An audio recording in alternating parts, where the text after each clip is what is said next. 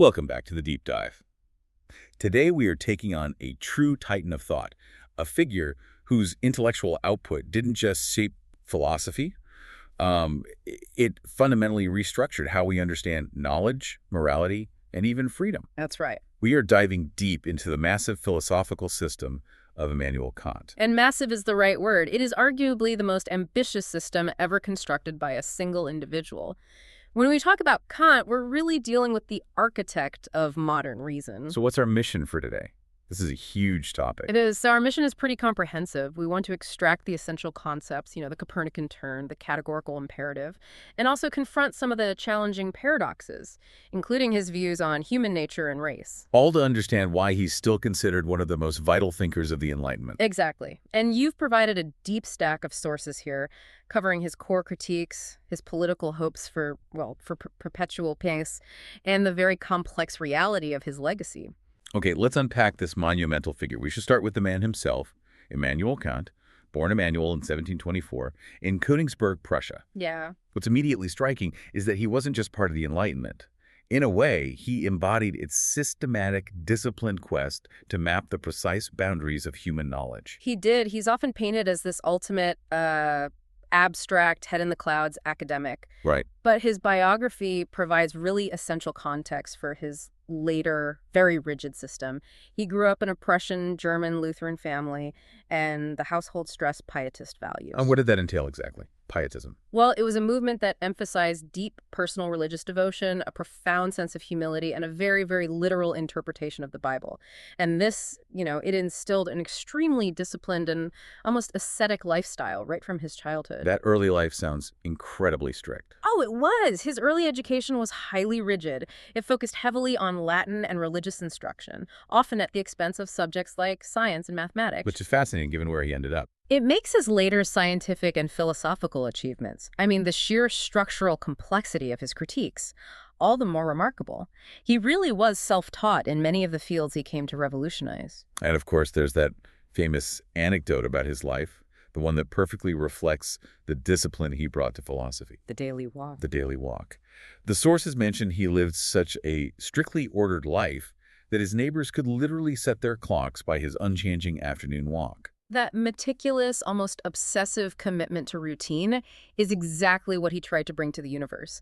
A systematic, ordered, predictable structure, but, and this is key, one that still contains space for unpredictable freedom. And it seems he brought that order to his personal life, too. He did. It's also interesting that despite this ordered life, he never married. He reportedly contemplated it twice, but he delayed the decision both times until the opportunity had just passed. So he clearly favored structure over spontaneity, even in romance. Seems so. But before he dedicated himself entirely to the critiques, he was deeply involved in the physical sciences. He wasn't just musing about Newtonian physics. He was, actively contributing. Absolutely. At the University of Königsberg, where he started at 16, he studied the rationalists like Leibniz and Wolff. But his mentor, Martin Knudsen, was key. In what way? Knudsen introduced him to Isaac Newton's new mathematical physics, but Strong's cautioned him against the easy metaphysical solutions of the time. Things like pre-established harmony, the idea that God just pre-synchronizes all minds and matter. Right. Knudsen famously dismissed it as the pillow for the lazy mind. Which is a fantastic way to describe intellectual complacency. Mm-hmm. And his pre-critical contributions, so before his major philosophical works, were genuinely groundbreaking science. We're not talking footnotes here. No, we're talking about massive intellectual leaps. In 1754, for example, he used Newtonian principles to argue that the moon's gravity would cause Earth's rotation to slow down and eventually lead to tidal locking. A prediction that was scientifically vindicated much, much later. Much later. He also provided one of the first systematic attempts to explain the mechanisms of earthquakes naturally after the devastating Lisbon earthquake in 1755. His specific theory about gas-filled caverns was wrong, but the method, the attempt at a natural explanation, was revolutionary. But the most significant contribution in this period was astronomical, wasn't it? Yes. In 1755, he authored Universal Natural History and Theory of the Heavens, and in it, He lays out the nebular hypothesis. Which is? He deduced that the solar system, and even the Milky Way itself, formed from these vast spinning gas clouds or nebulae. What's truly astonishing is that he was the first to extend astronomical thinking beyond our solar system. He actually postulated that distant nebulae might be other galaxies entirely. Wow. He established the foundation of modern cosmology based purely on mechanical natural processes. Okay, so if he was so brilliant at explaining the universe mechanistically, by universal deterministic laws, why did he then pivot to the complex, dense realm of metaphysics and epistemology? It often seems to reject or at least limit the claims of science. What drove that critical project? The scientific success itself created a profound moral crisis for him. His primary aim became to secure human autonomy, the very basis for moral responsibility and religious faith, from the threat of mechanism that the Newtonian worldview seemed to impose. So the problem was, if the entire universe, including us, is just a giant machine governed by predictable laws, then where is human freedom? Where's accountability? Precisely. And the sources point to a specific catalyst for this massive reorientation in his thinking. David Hume. Kant credited the empiricist philosopher with awakening him from his dogmatic slumber. Hume argued so persuasively that ideas we treat as necessary, like causality, A causes B, or objective morality, are not actually derived from our sense experience. You never see the cause, you just see one thing following another. Exactly. You only see constant conjunction. And this led to a devastating skepticism, suggesting that science was based on mere habit and morality was just based on feeling. And Kant saw this not just as an academic problem, but as an existential one. A threat that could dismantle the very possibility of rational knowledge and objective morality. He did. He believed reason must be able to counter Hume's challenge. His entire life's work then became this effort to defend reason's legitimate authority by defining its bounds and limits, and in doing so, preserving the possibility of both genuine science and genuine morality. That mission is perfectly encapsulated in the 3 guiding questions he sought to answer, which really structure his major works. What can I know? What should I do? And what may I hope? The Critique of Pure Reason handles the first, establishing the boundaries of theoretical knowledge. The Critique of Practical Reason addresses the second, establishing the universal moral law. And the Critique of the Power of Judgment kind of bridges the two, right? It deals with aesthetics and purpose, which informs that third question of hope. Yes, and his core revolutionary insight summarized the necessary limitation he had to impose. It's that famous quote, "I had to deny knowledge in order to make room for faith." He had to show that the human mind is an active participant, a contributor to the structure of knowledge, a transcendental contribution to escape both deterministic mechanism and Humean doubt. That phrase, deny knowledge, brings us directly to part 2. What can we know? This is where Kant launches his famous revolution in epistemology. Right. Shifting the focus from the object being known to the mind that's doing the knowing. And the central foundational concept here is what he calls synthetic a priori knowledge. This is the engine room of the Critique of Pure Reason, the CPRR. And to really understand the revolution, we have to get a handle on Kant's unique framework for classifying knowledge. He uses 2 pairs of distinctions. Okay, let's take them one by one and try to keep it conversational. First, the source of knowledge. A posteriori versus a priori. Right. So, a posteriori knowledge is empirical. It comes after or from experience. For example, the sky is blue today. You have to look outside to know that. It's contingent. Okay. A priori knowledge, on the other hand, is independent of all experience. It's universal and it's necessary. For example, 7 plus 5 equals 12. You don't need to physically count objects to know this arithmetic fact has to always be true. That seems straightforward enough. Now, the second distinction. The form of the judgment analytic versus synthetic. This distinction is about how the judgment functions logically. An analytic judgment is one of clarification. The predicate concept is already contained within the subject concept. Like all bachelors are unmarried. Exactly. If you understand the concept of a bachelor, you already know he's unmarried. It doesn't amplify your knowledge. It just clarifies what you already conceptually hold. These are always a priori. So an analytic judgment is true by definition. Precisely. A synthetic judgment, however, is one of amplification. The predicate concept adds something new to the subject concept. The classic empirical example is, this specific table is brown. The concept of table doesn't contain brownness. Correct. You need experience to connect those 2 ideas. So these are usually, but not always, a posteriori. And the philosophers before Kant generally thought knowledge was neatly divided. It was either analytic, a priori, true by definition, or synthetic a posteriori, true by observation. Right. But Kant argued that mathematics and the necessary structure of natural science contains this crucial third type, synthetic a priori knowledge. And the question, how is synthetic a priori knowledge possible, becomes the entire central problem of the critique. And this is exactly where the human crisis hit.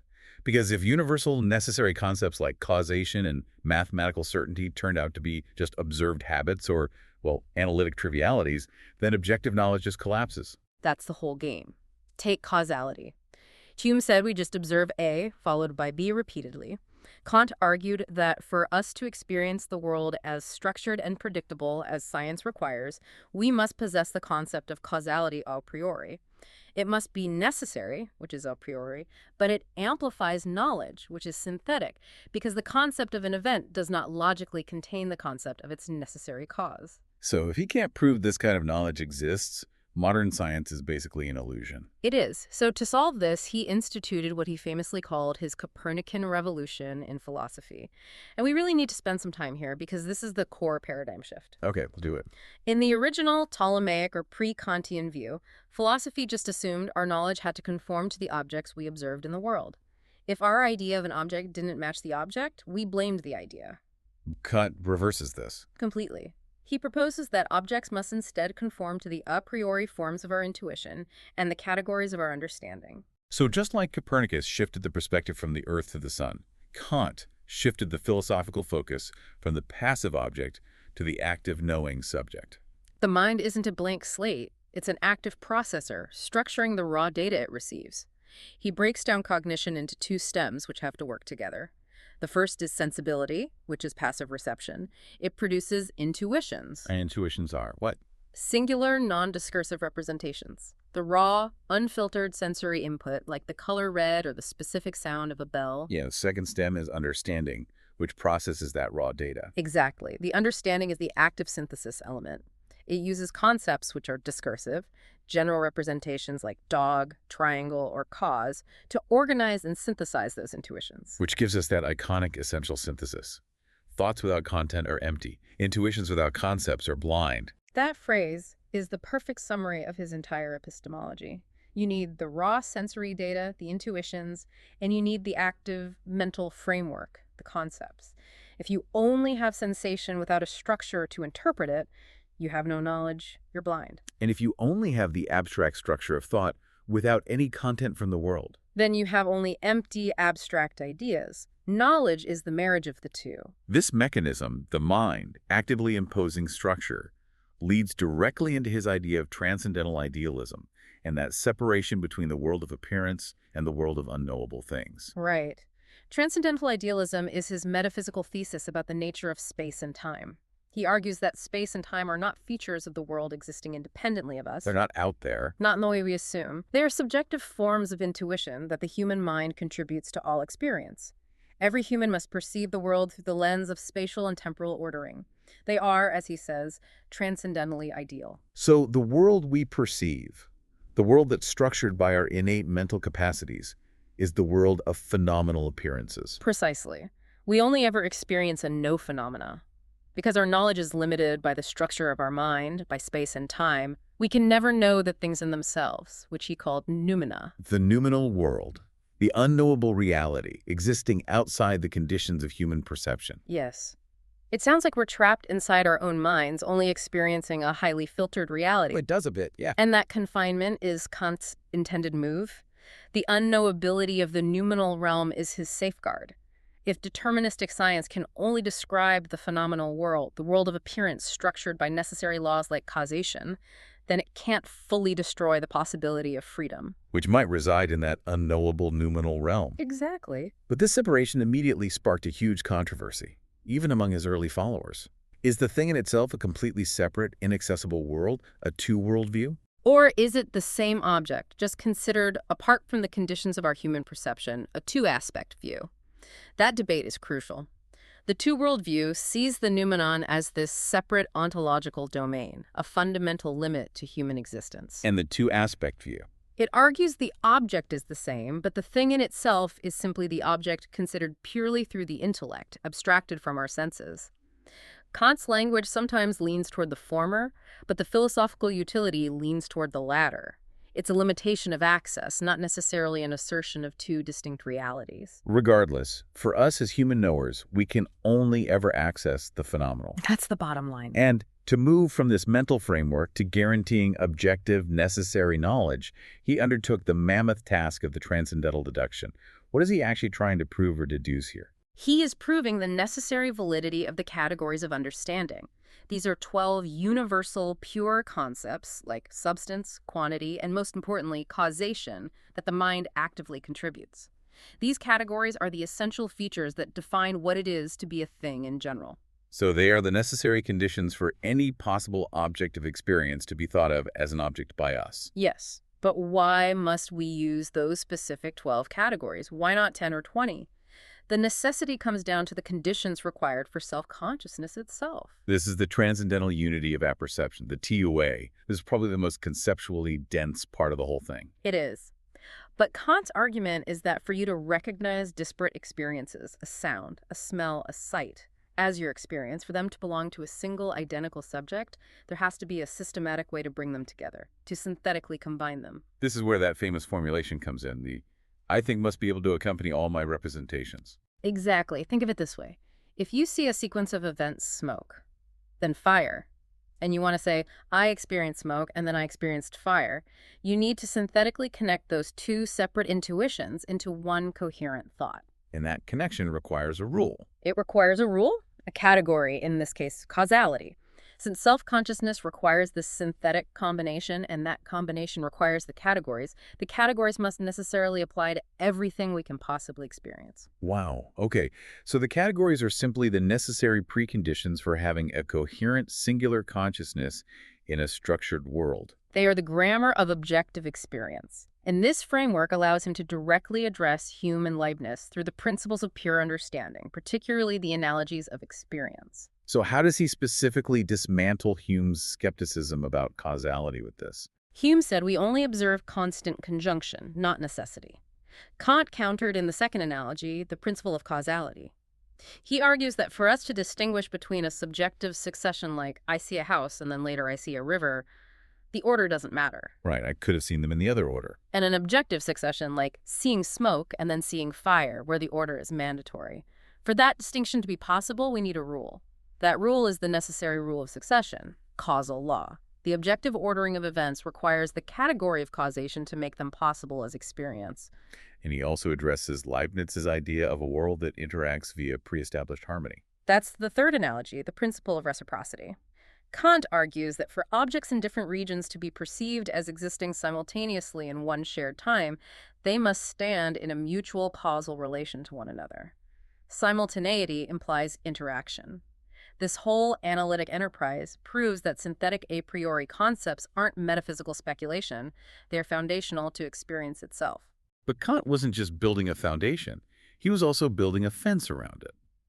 The second part of the critique, the transcendental dialectic, is devoted to setting limits. This is his crucial negative task.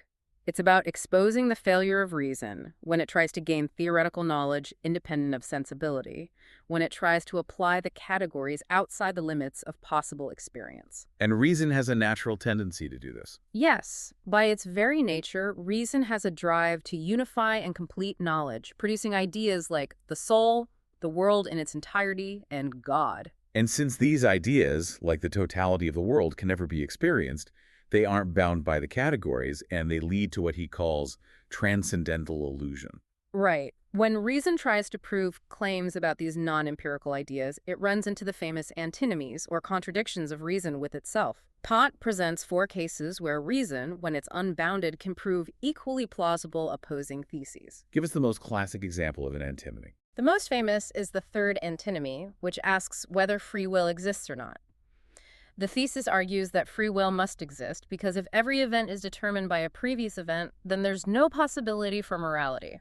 But the antithesis argues the opposite. The antithesis argues that free will cannot exist because nature is entirely deterministic, and if we admit a causality of freedom, we interrupt the necessary universal chain of nature. So reason proves both that we must be free and that we cannot be free. That's philosophically frustrating. It is. And Kant resolves this by arguing that these contradictions only apply when we assume they must apply to the entire world, including the things in themselves. By returning to his phenomenon-noumenon distinction, he resolves the conflict. How so? Nature is deterministic in the phenomenal world, the world of appearance that we structure and observe. Freedom, however, exists as a necessary assumption in the noumenal realm, the realm of things in themselves. The contradictions are just pseudoscience, born from reason overstepping its bounds. So the ultimate takeaway is that these speculative ideas, soul, world, God, lack genuine cognition because we can't apply our categories to them. But they aren't useless. Not at all. They serve an indispensable regulatory function. They motivate us to organize our empirical inquiry, pushing us toward greater unity and completeness in our understanding, even if we can never reach the final metaphysical certainty about those concepts. By showing what we cannot know, Kant cleared the field for faith and morality to operate without contradiction from deterministic science. That denial of knowledge in the theoretical sphere leads us perfectly and necessarily into part 3. What should I do? Having established the limits of theoretical reason, Kant needed to guarantee space for what we must do. Which leads us directly to his revolutionary ethical framework. This is the move from the critique of pure reason to the critique of practical reason. So if we cannot know, we are free through observation. We must act as if we are free. Because moral action absolutely requires practical freedom, the independence of the will from, as he put it, necessitation through sensuous impulses. Rational faith in morality requires we assume ourselves to be free. Otherwise, terms like duty and responsibility are just meaningless. And for Kant, the source of morality is entirely internal and pure. The goodwill itself. Yes.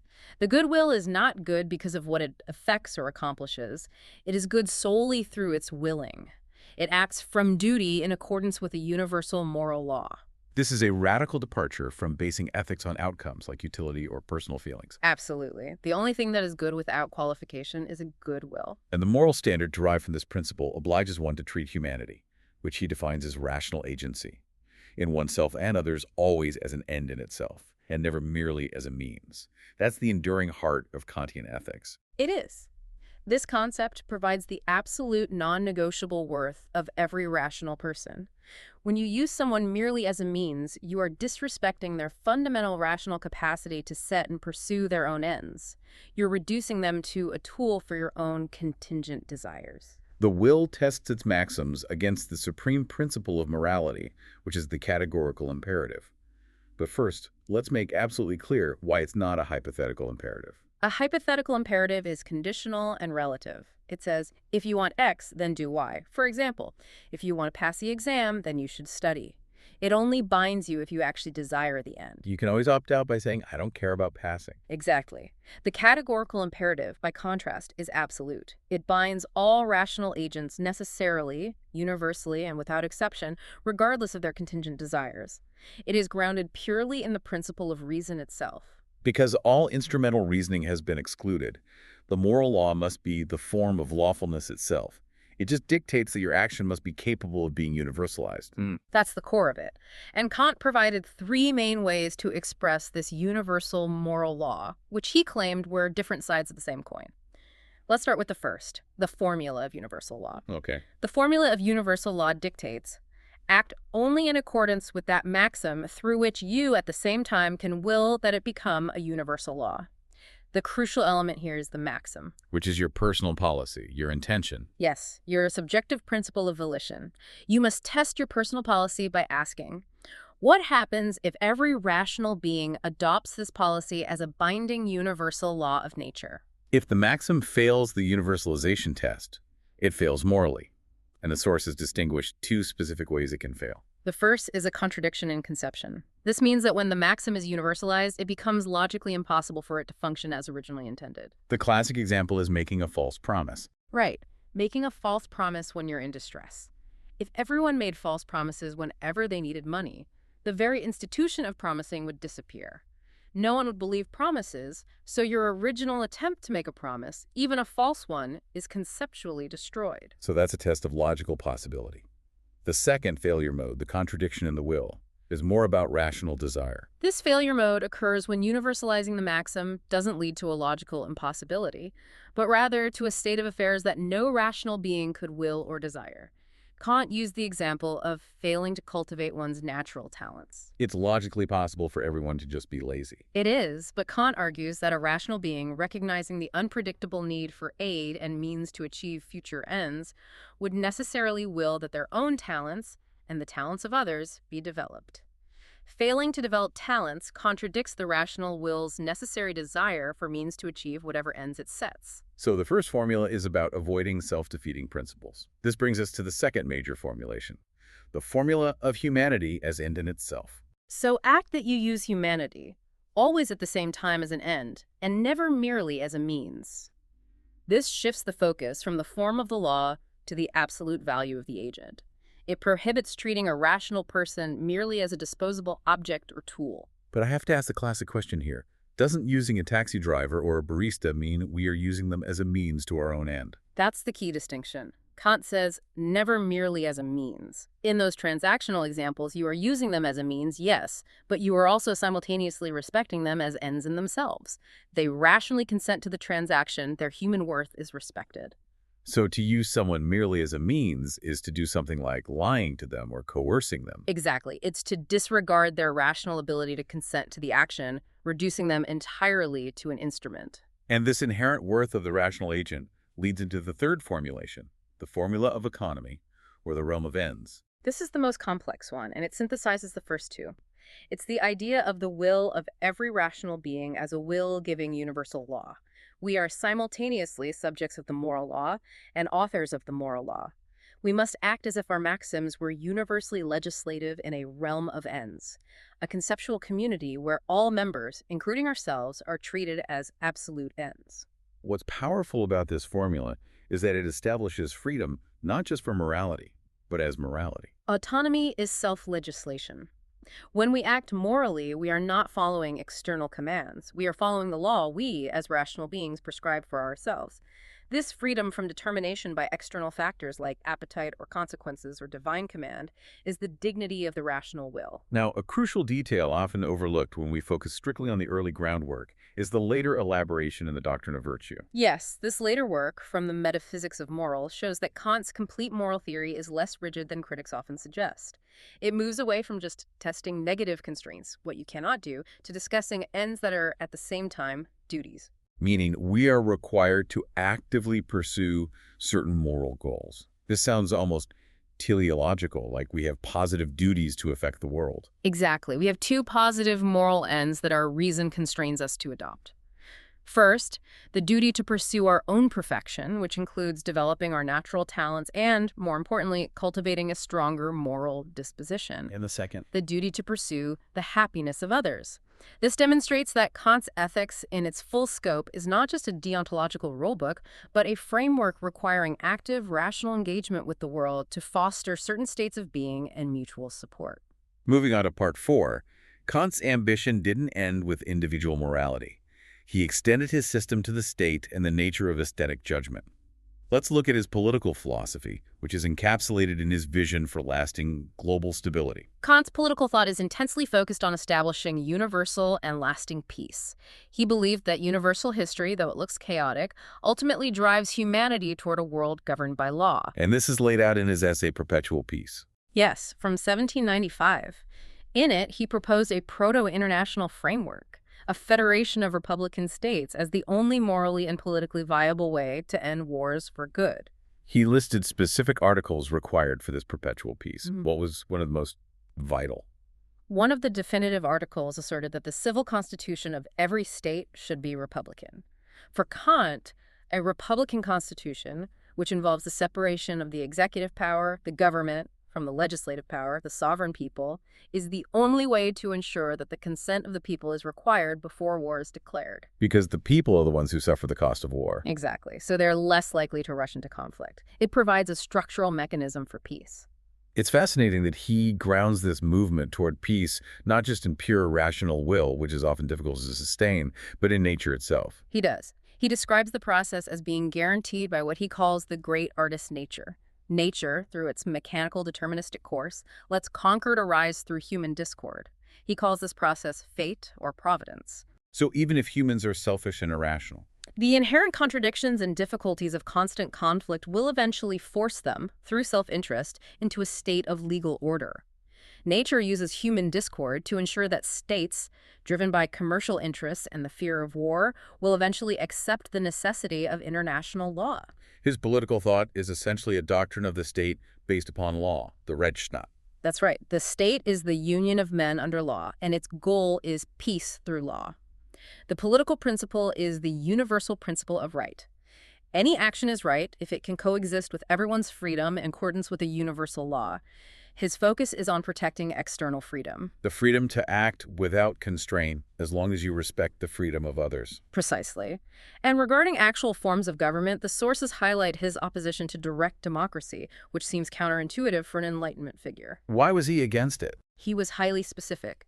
He was against direct democracy, which he termed a despotism, because he believed that when the majority decided on every single matter, they risked deciding against one who thus does not agree. The same body that creates the law also executes it, which can lead to tyranny of the majority.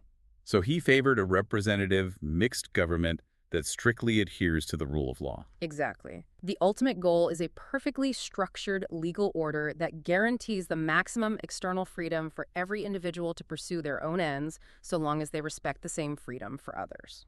Okay, we shift now to the critique of the power of judgment, which integrated aesthetics into his massive philosophical system.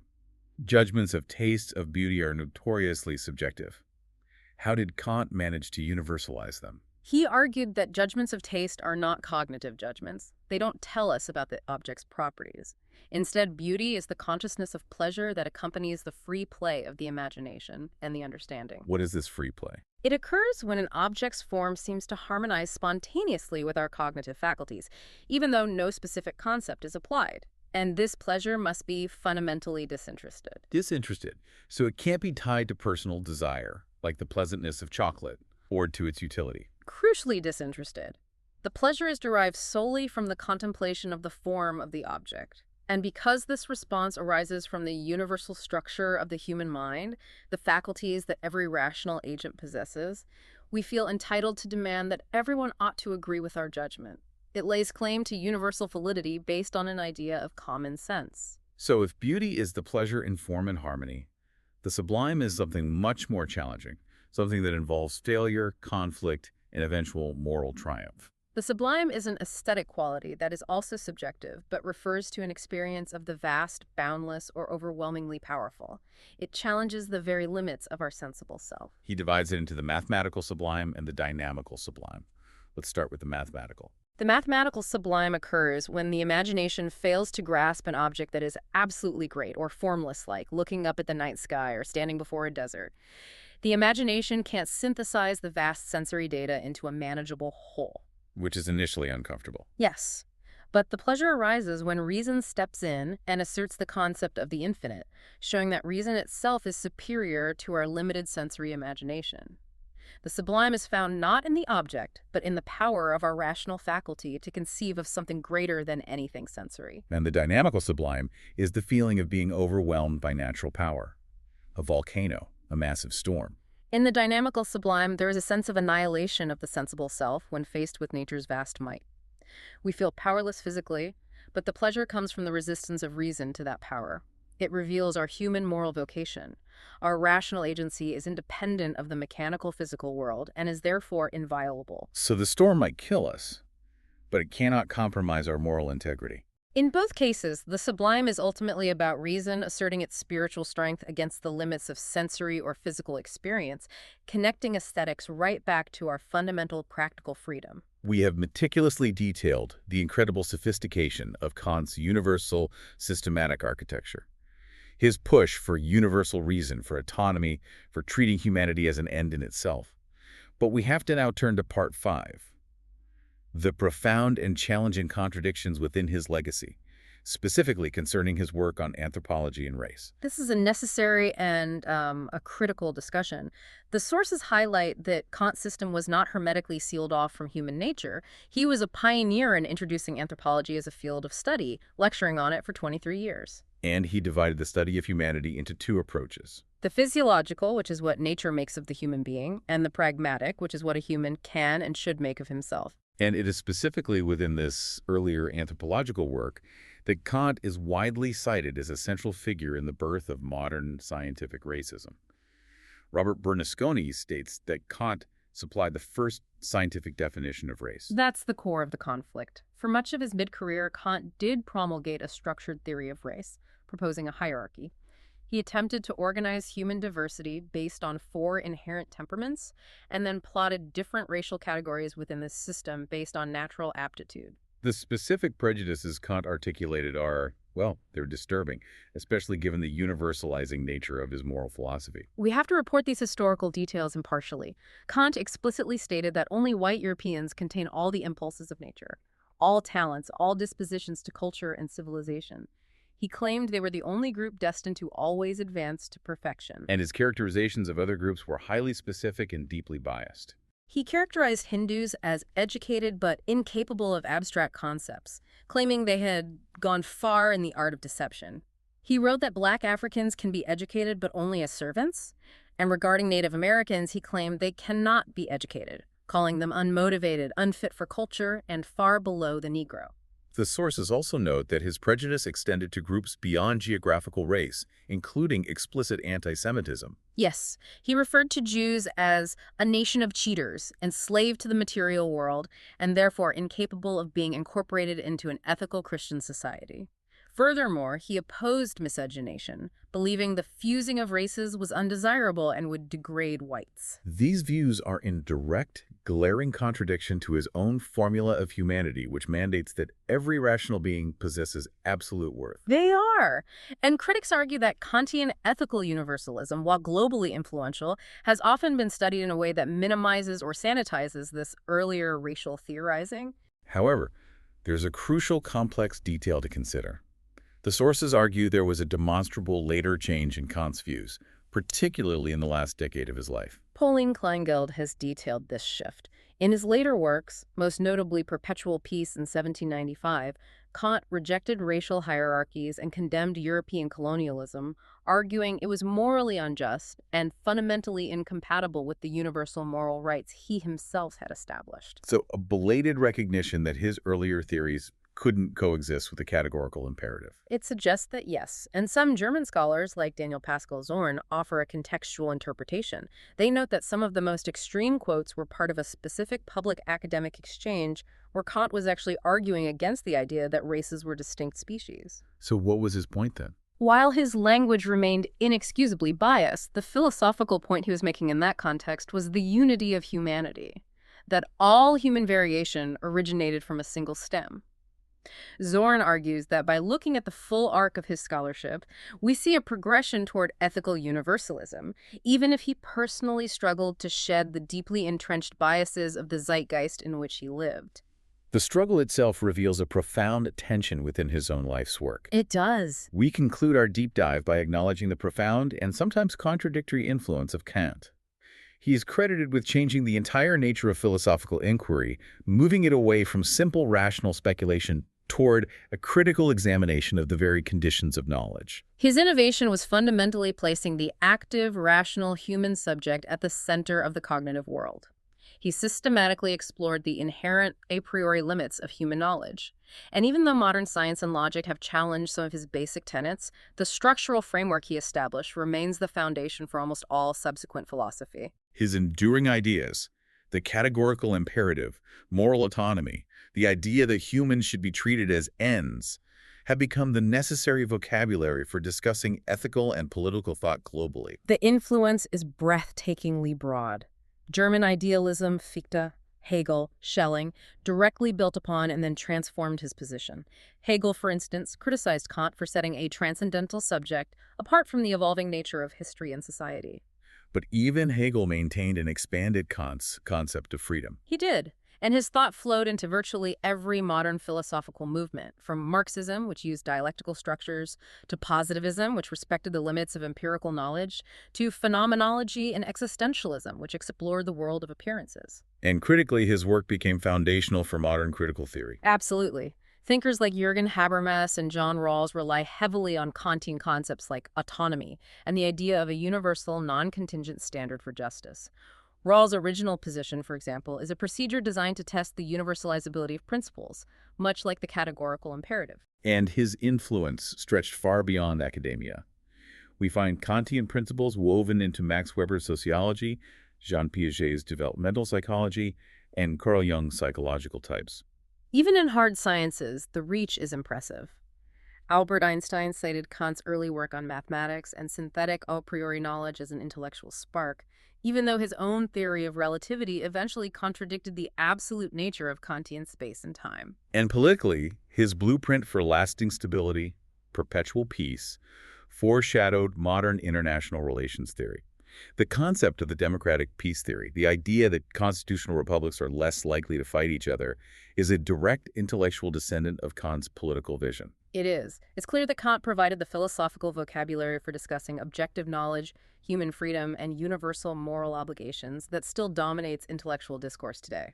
And we can't finish a discussion of the architect of reason without his most famous and beautiful line from the Critique of Practical Reason, which perfectly encapsulates the tension of his system. Two things fill my mind with ever new and increasing admiration and reverence: the starry heavens above me and the moral law within me. That, quote, perfectly balances the awe we feel for the vast, deterministic, structured universe of appearance, the theoretical critique. With the absolute, necessary, and autonomous moral mandate inside every rational agent, the practical critique.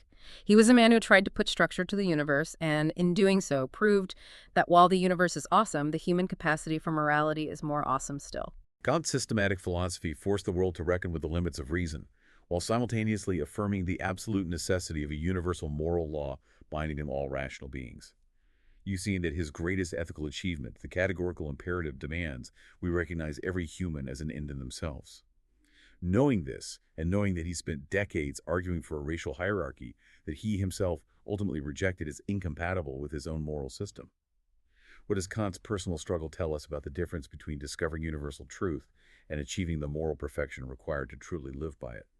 What knowledge, built on the categories of your own understanding, might you need to re-examine?